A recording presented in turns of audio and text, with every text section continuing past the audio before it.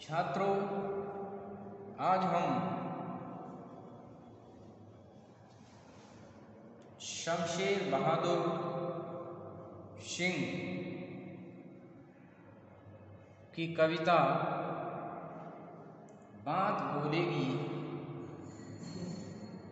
की चर्चा करेंगे। इससे पूर्व हमने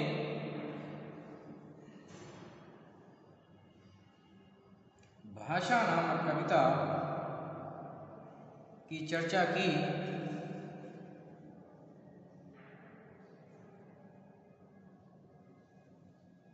जिसमें आपने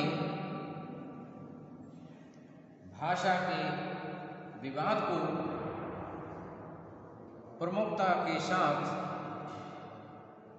प्रस्तुत किया है और ये बताने का प्रयास किया है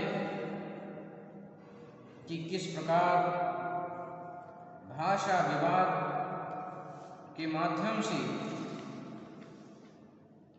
लोग अपनी संस्कृति और अपने ज्ञान से दूर होते जा रहे हैं, और जबकि विदेशी उस ज्ञान को अर्जित करने के लिए लालायित है। इसी प्रकार शमशेर बहादुर सिंह जी की कविता बात बोलेगी भी महत्वपूर्ण कविताओं में शुमार है। इस कविता के माध्यम से कवि यह बताने का प्रयास करता है कि भले ही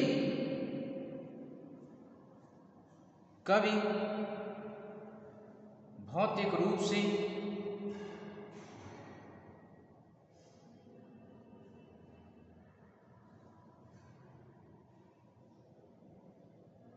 प्रस्तुत रहे या न रहे, लेकिन वह अपनी विचारधारा के रूप में और वह अपने साहित्य के रूप में परिवर्तन करने के लिए तत्पर रहता है। और साहित्य में जीवन में घटित घटनाएं, अन्याय, शोषण, दीनता आदि का सत्य अनेक सा रेखांकित होता है।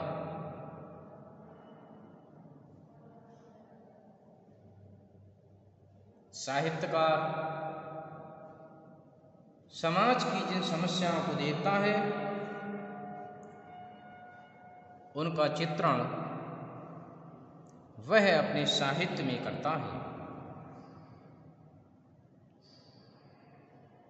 कवि अपनी कविता के माध्यम से हर उस सत्य का साक्षी है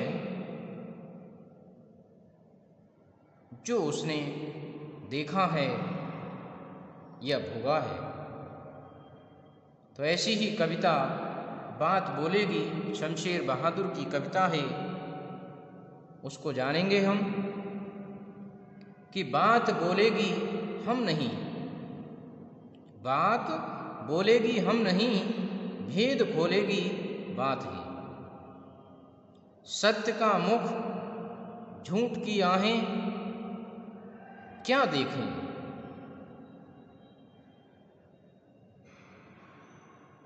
कि बात बोलेगी हम नहीं, अर्थात जो कविता है वो सत्य को प्रकट करेगी। भले ही हम भौतिक रूप से बोलें या न बोलें, लेकिन हमारी जो कलम है वह कलम बात के रूप में जरूर बोलेगी। कि सत्य का मुख, झूठ की आहें क्या देखें। अर्थात सत्य क्या है और झूठ क्या है, वह अपनी कविता के माध्यम से कवि प्रकट करता है। सत्य का रुख समय का रुख है, अवै जनता को सत्य ही सुख है, सत्य ही सुख है।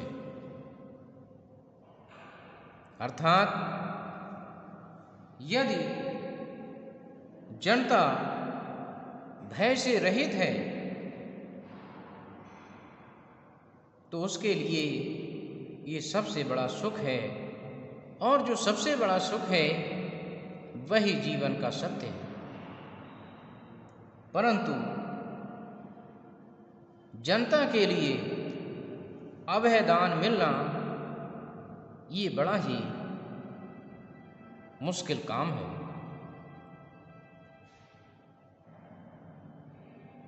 क्योंकि जो सत्य है वही सुख है और जो सुख है वही सत्य है।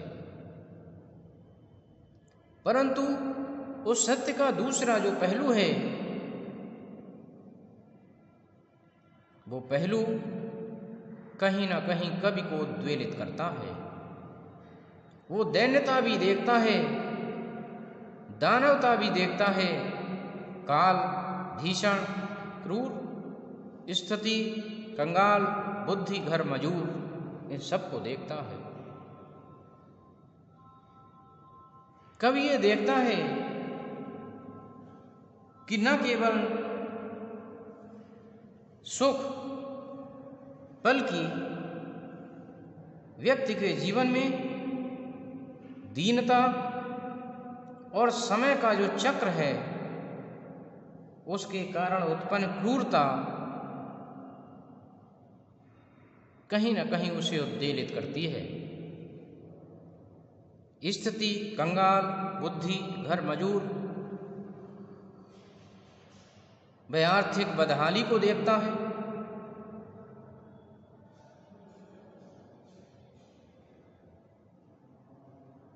उस आर्थिक विपन्नता से उत्पन्न दुख कहीं न कहीं उसे उद्वेलित करता है।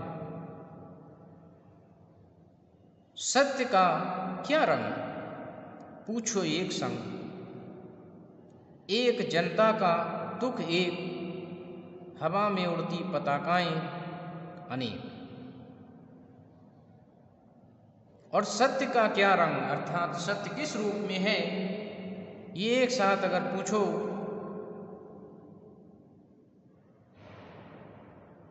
तो कोई एक उसका रंग नहीं है, क्योंकि दीनता, हीनता, ये सब सत्य के ही विविध पहलू हैं। जहाँ कभी सुख की बात करता है वहाँ दुख भी उसमें सम्मिलित हैं। सुख और दुख एक ही सिक्के के पहलू हैं। एक जनता का दुख एक, हवा में उड़ती पताकाएं अनेक। अर्थात हवा में उड़ती पताकाएं अनेक, अनेक राजनीतिक झंडे होते हैं, परंतु समस्त जनता का दुख एक ही होता है। दैन्य, दानव, क्रूर स्थिति, कंगाल, बुद्धि, मजूर, घर भर, एक जनता का अमर वर, एकता का स्वर, अन्यथा स्वातंत्र इति। कि दैन्य जनता, दैन्य मानव, क्रूर स्थिति की स्थितियों की जो क्रूरता है, भयानकता है, वह कहीं न कहीं मानव को त्रस्त करती है।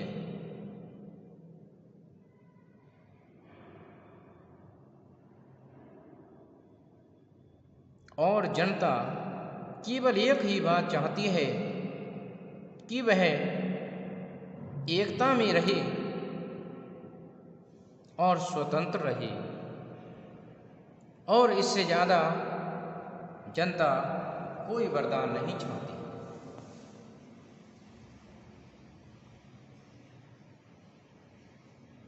तो इस कविता के माध्यम से कवि इस बात को बताना चाहता है कि यद्यपि जनता के लिए सुख भी है और दुख भी है, फिर भी जनता सबसे बड़ा वरदान अनेकता में एकता को मानती है। और यदि यह संभव है तभी सही माने में वह स्वयं को स्वतंत्र मानती है, अन्यथा वह अपने आप को स्वतंत्र इति मानती है, अर्थात स्वतंत्रता की इति मानती है। वह अपने को स्वतंत्र कैसे मान सकती है? क्योंकि जिन विषम परिस्थितियों को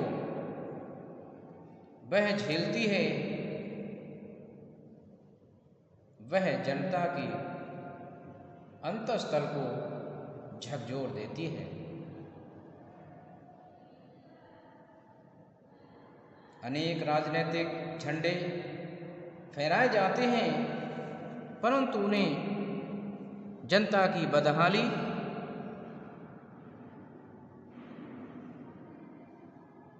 उनकी आर्थिक विपन्नता, उनकी व्यवस्था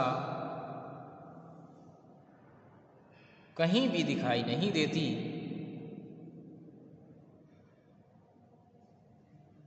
फिर भी जनता अनेकता में एकता चाहती है। और ये सब कवि भले ही भौतिक रूप से न कर सका हो, परंतु वह अपनी कविता के माध्यम से जरूर